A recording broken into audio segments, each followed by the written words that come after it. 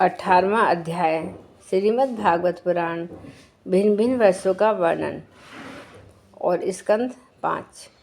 श्री सुखदेव जी कहते हैं, राजन, भद्रा वर्ष में धर्मपुत्र भद्रश्रवा और उनके मुख्य सेवक भगवान वासुदेव की है गिरिव संज्ञक धर्ममयी प्रिय मूर्ति को अत्यंत समाधि निष्ठा के द्वारा हृदय में स्थापित कर इस मंत्र का जप करते हुए इस प्रकार स्तुति करते हैं। भद्रशर्वा और उनके सेवक कहते हैं कि चित्त को विशुद्ध करने वाले ओंकार स्वरूप भगवान धर्म को नमस्कार है। अहो, भगवान की लीला बड़ी विचित्र है, जिसके कारण यह जीव संपूर्ण लोकों का संहार करने वाले काल को देखकर भी नहीं देखता और तुच्छ विषयों का सेवन करने के लिए पापमय विचारों की उधेड़-बुन में लगा रहता है। अपने ही हाथों अपने पुत्र पिताजी की लाश को जलाकर भी स्वयं जीते रहने की इच्छा करता है। विद्वान लोग जगत को नश्वर बताते हैं और सूक्ष्मदर्शी आत्मज्ञानी ऐसा ही देखते भी हैं, तो भी जन्म रहित प्रभु आपके माया से लोग मोहित हो जाते हैं। आप अनादि हैं और आपके कृत्य बड़े विस्मयजनक हैं। मैं आपको नमस्कार करता हूँ। परमात्मन, आप अकर्ता और माया के आवरण से रहित हैं, तो भी जगत की उत्पत्ति, स्थिति और प्रलय ये आपके ही कर्म माने गए हैं, सो ठीक ही है। इसमें कोई आश्चर्य की बात नहीं है, क्योंकि सर्वात्मा पूर्ण स्वरूप पाप ही संपूर्ण कार्यों के कारण है और अपने शुद्ध स्वरूप में इस प्रकार इस कार्य कारण भाव से सर्वथा अतीत हैं। आपका विग्रह मनुष्य और घोड़े का संयुक्त रूप है। प्रलय काल में जब तम प्रधान दैत्यगण वेदों को चुरा ले गए थे, तब ब्रह्मा जी की प्रार्थना करने पर आपने उन्हें रसातल से लाकर दिया था। ऐसे अमोघ लीला करने वाले सत्य संकल्प आपको मैं नमस्कार करता हूँ। हरिवर्ष खंड में भगवान नरसिंह के रूप में से रहते हैं। उन्होंने यह रूप जिस कारण से धारण किया था उसका आगे वर्णन किया जाएगा। भगवान के उस प्रिय रूप की महाभागवत प्रहलाद उस वर्ष के अन्य पुरुषों के सहित निष्काम एवं अन्य भक्ति भाव से उपासना करते हैं। ये प्रहलाद जी और महापुरुषोचित गुणों से संपन्न हैं तथा इन्होंने अपने शील और आचरण से दैत्य और दानवों के कुल को पवित्र कर दिया है। वे इस मंत्र तथा इस स्रोत का जप पाठ करते हैं। ओंकार स्वरूप भगवान श्री नरसिंह देव को नमस्कार। आप अग्नि आदि तेजों के भी तेज हैं, आपको नमस्कार है। हे व्रज नख, हे व्रज दृष्ट, आप हमारे समीप प्रकट होइए, हमारी कर्म वासनाओं को जला डालिए, हमारे अज्ञान रूप अंधकार को नष्ट कीजिए। ओम स्वाहा, हमारे अंतःकरण में अभयदान देते हुए प्रकाशित होइए। ओम सोमनाथ, विश्व का कल्याण हो, दुष्टों की बुद्धि शुद्ध हो।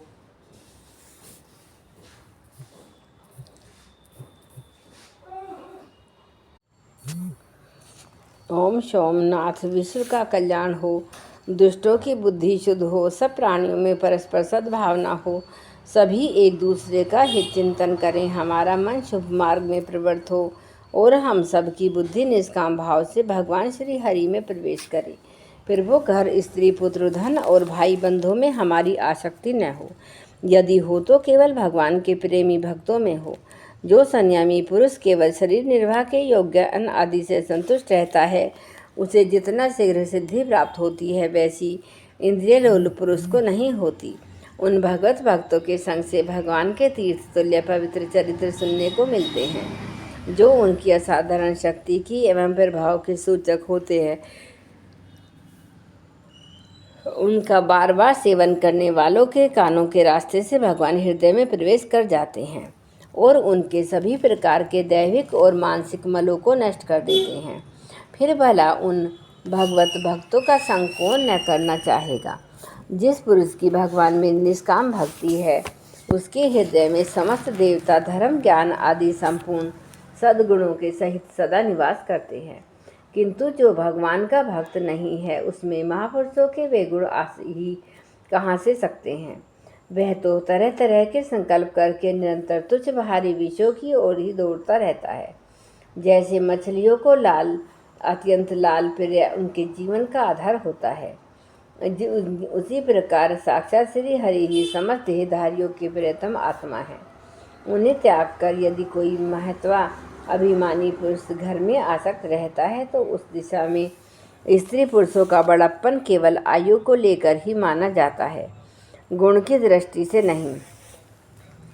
अतः असुरगण अतुम तृष्णा राग विषाद क्रोध अभिमान इच्छा भय दीनता और मानसिक संताप के मूल तथा जन्म मरण का रूप संसार चक्र का वहन करने वाले ग्रह आदि को त्याग कर भगवान नरसिंह के निर्भय चरण कमलों का आश्रय ले। केतु माल वर्ष में लक्ष्मी जी का तथा संवत्सर नामक प्रजापति के पुत्र और पुत्रियों का प्रिय करने के लिए भगवान कामदेव रूप से निवास करते हैं। उन रात्रि की अभिमानी देवता रूप कन्याओं और देवस अभिमानी देवता रूप पुत्रों की संख्या मनुष्य की 100 वर्ष की आयु के दिन और रात के बराबर अर्थात 36 वर्ष 1000 वर्ष है, और वे ही उस वर्ष के अधिपति हैं। वे कन्याएं परम पुरुष श्री नारायण के श्रेष्ठ अस्त्र सुदर्शन चक्र के तेज से डर जाती हैं, इसलिए प्रत्येक वर्ष के अंत में उनके गर्भ नष्ट होकर गिर जाते हैं। भगवान अपने सुललित गति विलास से सुशोभित मधुर मधुर मंद मुस्कान से मनोहर लीलापूर्ण चारु चितवन से कुछ उसके हुए सुंदर भूमंडल की छबीली छटाएं द्वारा वंदना रविंद्र का राशि सौंदर्य उड़ेलकर सौंदर्य देवी लक्ष्मी को अत्यंत आनंदित करते और स्वयं भी आनंदित होते रहते हैं। श्री लक्ष्मी जी परम समाधि योग के द्वारा भगवान के उस माया में स्वरूप की रात्रि के समय प्रजापति संवत्सर की कन्याओं सहित और दिन में उनके पतियों के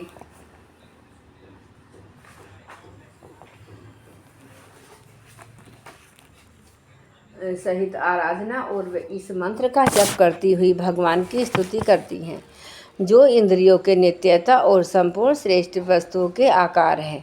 क्रिया शक्ति ज्ञान शक्ति और संकल्प अध्यवसाय आदि चित्त के धर्मों तथा उनके विषयों के अधीश्वर है। 11 इंद्रिय और 5 विषय इन 16 कलाओं से युक्त वेदोक्त कर्मों से प्राप्त होते हैं। अन्य अमृत्य और सर्वम्य हैं उन मानसिक केंद्रिक एवं शारीरिक बल रूप परम सुंदर भगवान कामदेव को ओम हाँ ही हूँ इन बीज मंत्रों के सहित सब ओर से नमस्कार। भगवान आप इंद्रियों के अधीश्वर हैं। स्त्रियाँ तरह तरह के कठोर व्रतों से आपकी ही आराधना करके अन्य लौकिक पतियों की इच्छा क्या करती हैं, किंतु वे उनके प्रिय पुत्र धन और आयु की रक्षा नहीं कर सकते, क्योंकि वे स्वयं ही परतंत्र हैं। सच्चा पति रक्षा करने वाला या ईश्वर वही है जो स्वयं सर्वथा निर्भय हो और दूसरे भयभीत लोगों की सब प्रकार से रक्षा कर सके। ऐसे पति एकमात्र आप ही हैं। यदि एक से अधिक ईश्वर माने जाएं तो उन्हें एक दूसरे से भय होने की संभावना है। अतएव आप अपनी प्राप्ति से बढ़कर और किसी लाभ को नहीं मानते।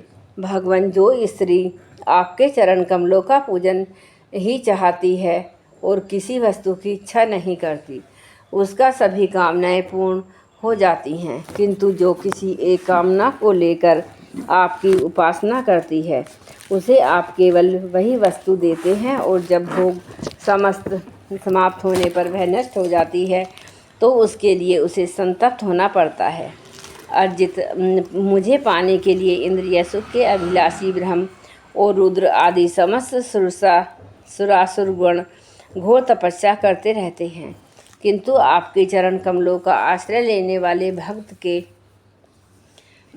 के सिवा मुझे कोई पा नहीं सकता, क्योंकि मेरा मन तो आप में लगा रहता है।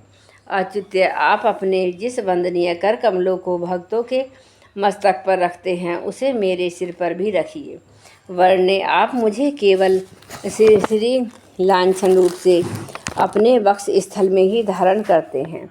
सो आप सर्वसमर्थ हैं, आप अपनी माया से लीलाएं करते हैं, उनका रहस्य कौन जान सकता है।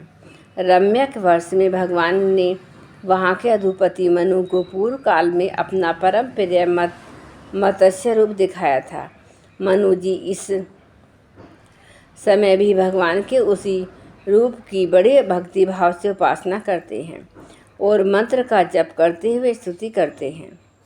सत्व प्रधान मुख्य प्राण सूत्रात्मा मनोबल इंद्रिय बल और शरीर बल ओंकार पद के अर्थ सर्वश्रेष्ठ भगवान महामत्य को बार बार नमस्कार। प्रभो नट जिस प्रकार कठपुतलियों को नचाता है, उसी प्रकार आप ब्रह्मणा आदि नामों की डोरी से संपूर्ण विश्व को अपने अधीन करके नचाते हैं। अतः आप ही सबके प्रेरक हैं। आपको ब्रह्म आदि लोकपालगण भी नहीं देख सकते, तथापि आप समस्त प्राणियों के भीतर प्राण रूप से और बाहर वायु रूप से निरंतर संचार करते रहते हैं। वेद ही आपका महान शब्द है। एक बार इंद्र आदि इंद्रियाभिमानी देवताओं के प्राण स्वरूप आपसे डहा हुआ, तब आपके अलग हो जाने पर वे अलग अलग अथवा आपस में मिलकर भी मनुष्य, पशु, स्थावर, जंगम आदि जितने शरीर दिखाई देते हैं, उनमें किसी की भी बहुत यत्न करने पर भी रक्षा नहीं कर सके। अजन्मा प्रभु, आपने मेरे सहित समस्त औषध लताओं की आश्रय रूपा इस पृथ्वी को लेकर बड़ी बड़ी उत्ताल तरंगों से युक्त प्रलयकालीन समुद्र में बड़े उत्साह से विहार किया था। आप संसार के समस्त प्राण समुदाय के नियंता हैं। आप में अपने आप को नमस्कार। हिरण्य वर्ष में भगवान कच्छ रूप का धारण करके कहते हैं, वहाँ के निवासियों के सहित पृथ्वीराज अरण्य भगवान की उस प्रियतम मूर्ति की उपासना करते हैं और इस मंत्र को निरंतर जपते हुए स्तुति करते हैं। जो संपूर्ण सत्गुण से युक्त है, जल में विचरते रहने के कारण उसके स्थान का कोई निश्चय नहीं है, तथा जो काल की मर्यादा के बाहर है, जो ओंकार स्वरूप का सर्वव्यापक सर्वाधार भगवान कच्छप को बार बार नमस्कार।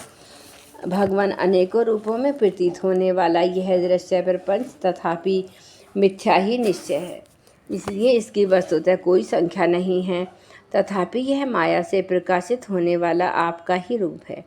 ऐसे अनिवर्चनीय रूप आपको मेरा नमस्कार। एकमात्र आप ही जरायुज स्वदेश अंडज उद्दीज जंगम स्थावर देवता ऋषि पितृगण भूत इंद्रिय स्वर्ग आकाश पृथ्वी पर्वत नदी समुद्र द्वीप ग्रह और तारा आदि विभिन्न नामों से प्रसिद्ध हैं।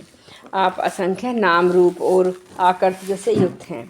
कपिल आदि विद्वानों ने जो आप में 24 तत्वों की संख्या निश्चित की है, वह जिस तत्व दृष्टि का उदय होने पर निर्वत हो जाती है, वह भी वस्तुतः आपका ही स्वरूप है। ऐसे सांख्य सिद्धांत स्वरूप आपको मेरा नमस्कार। उत्तर कुरुवर्ष में भगवान यज्ञ पुरुष वराह मूर्ति धारण करके विराजमान हैं। वहाँ के निवासियों के सहित साक्षात पृथ्वी देवी उनकी अविचल भक्ति भाव से उपासना करती है और परोत्कृष्ट मंत्र का जप करती है, हुई स्तुति करती है, जिनका तत्व मंत्रों से जाना जाता है। जो यज्ञ और कृत रूप है तथा बड़े बड़े यज्ञ जिनके अंग हैं, उन ओंकार स्वरूप शुक्ल कर्म में त्रिगुण मूर्ति पुरुषोत्तम भगवान वराह को मैं बार बार नमस्कार है। ऋत्विजगण जिस प्रकार अरणवी रूप काष्ठ खंडों में छुपी हुई अग्नि को मंथन द्वारा प्रकट करते हैं, उसी प्रकार कर्माशक्ति एवं कर्म फल की कामना से छिपे हुए जिनके रूप को देखने की इच्छा से परम प्रवीण पंडित जन अपने विवेक युक्त रूप मंथन काष्ठ से शरीर एवं इंद्रियादि को बिलो डालते हैं। इस प्रकार मंथन करने पर अपने स्वरूप को प्रकट करने वाले आपको नमस्कार। विचार तथा यमन नियम आदि योग अंगों के साधन से जिनकी बुद्धि निश्चय आध्यात्मिका हो गई है, वे महापुरुष दिव्य विषय क्रिया इंद्रियों के व्यापार हेतु इंद्रियाधिष्ठाता देवता अयन शरीर ईश काल और कृता अहंकार आदि माया के कार्यों को देखकर जिनके वास्तविक स्वरूप का निश्चय करते हैं, ऐसे मायिक आकृतियों से रहित आपको बार बार नमस्कार।